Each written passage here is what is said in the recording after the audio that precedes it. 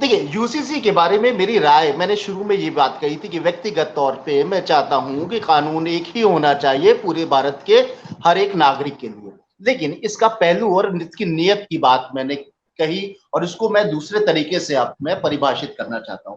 UCC के बारे में भारत का हिंदू समाज, जो आम समाज है, जो बहुत डीपली चीजों को नहीं समझना चाहता, ना वो समझता है, वो दो लाइन का अर्थ समझता है।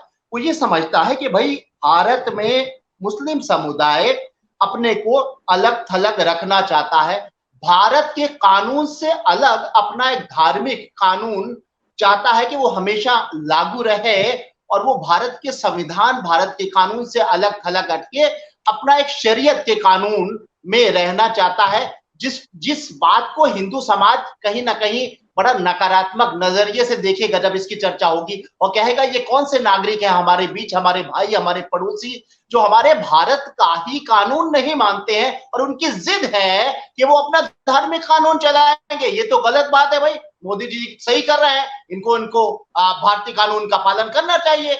ये एक धारणा बनेगी पूरे भारत में जब ये चर्चा तेज होगी, और मुस्लिम समुदाय के दिमाग में भी दोष वाक्य ही आएंगे। वो भी ज्यादा पढ़ा लिखा नहीं है, और अगर पढ़ा लिखा भी है तो ज्यादा लपड़े में नहीं जाना चाहता। उसके दिमाग में दो तीन सेंटेंस आएंगे कि हमारा एक धार्मिक हक जो है, हमारा धार्मिक अधिकार जो हमें हमेशा से मिलता रहा, उसे मोदी सरकार छीन लेना चाहती है, जबरन हमसे छीन लेना चाहती है। ये दो विचार आपस में टकराएंगे, ये विचार टकराएंगे। और एक चीज मैं आपको और याद दिला दूं कि कोई भी समुदाय खुद फैसला करने से पहले अपनी कयादत, अपने नेतृत्व, अपने धार्मिक संगठन के ऐलान की तरफ ध्यान देती है कि जो वो कहेगा वो हम मान लेंगे।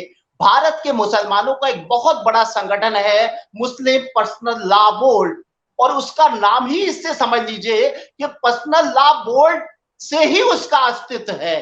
पर्सनल लॉ बोर्ड को जिंदा रखने के लिए, उसको वजूद में रखने के लिए, उसकी रक्षा करने के लिए वो बना था। और भारत के बड़े बड़े मुस्लिम विद्वान उससे जुड़े हैं, और जुड़े ही नहीं है, उनकी नाम, उनकी पहचान, उनकी शोहरत, उनकी इज्जत, सब कुछ उस संगठन से है। अंदाजा लगाइए कि अगर एक तबका मुसलमानों को ये मान भी ले कि हम भारत का कानून मानते हैं, तो हमें शादी, तलाक और विरासत में भी हमें भारत के कानून का पालन करना स्वीकार है।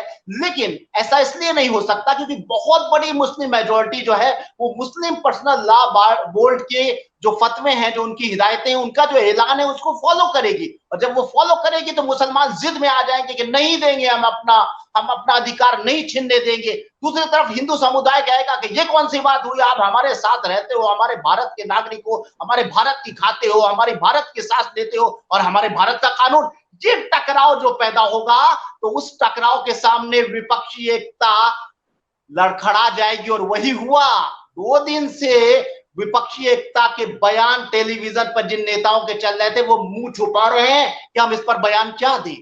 अगर हम इसके पक्ष में देते हैं तब भी हमारा नुकसान, और इसके खिलाफ देते हैं तब भी नुकसान। तो वो जो एक माहौल बना हुआ था विपक्षी एकता का, जिससे एक लग रहा था कि हाँ भाजपा से लड़ा जा सकता है, जो धारणा बनी थी कि भाजपा से कोई नहीं लड़ सकता, मोदी जी से कोई नहीं लड़ सकता, कुछ दिनों से ये माहौल भारत में पैदा हो गया था कि इस तरह की एकजुटता, जहां कांग्रेस और केजरीवाल बैठे हुए हैं, इस तरह की एकजुटता जो है सचमुच एक ताकत बनकर भाजपा से लड़ सकेगी, वो माहौल में सन्नाटा हो गया। उस माहौल को पैदा करने वाले बड़े बड़े नेता जो हैं वो छुप गए हैं, दरवाजे बंद कर दिए हैं और टेलीफोन ऑफ कर दिए हैं कि मीडिया हमसे इस पर बयान ना ले ले, क्योंकि ये बयान का जवाब देना बड़ा खतरनाक है। तो ये विपक्षी दलों के इनको लगने लगा है कि ये माहौल अगर सचमुच डेवलप हो गया तो ध्रुवीकरण का वो माहौल पैदा हो जाएगा, जिसके आगे विपक्षी एकता धराशायी हो जाएगी। तो 2024 को लेकर के ये माहौल तो भारतीय जनता पार्टी का बहुत फायदा करेगा। बिल्कुल बिल्कुल करेगा अगर ये डेवलप हो गया, क्योंकि मुस्लिम पर्सनल लॉ बोर्ड अड़ जाएगा मुझे लगता है, और मुस्लिम पर्सनल लॉ बोर्ड का जो ऐलान होगा उसको मुसलमानों का एक बड़ा तबका फॉलो करेगा, और जब फॉलो करेगा, जिदियाएगा, तो हिंदू समाज में ये बात पैदा होगी कि ये कौन सी बात हुई भाई, आप भारत में रहकर और अपना इस्लामी शरीयत चलाना चाहते हो, ये कौन सी बात हुई कि हम एक शादी करेंगे, आप 4 करो, 10 करो, 15 करो, ये कौन सी बात हुई, आप भारत के नागरिक हो, आपको जायदाद, आप लड़की को कम दोगे, बेटे को ज्यादा दोगे, ये तो गलत है।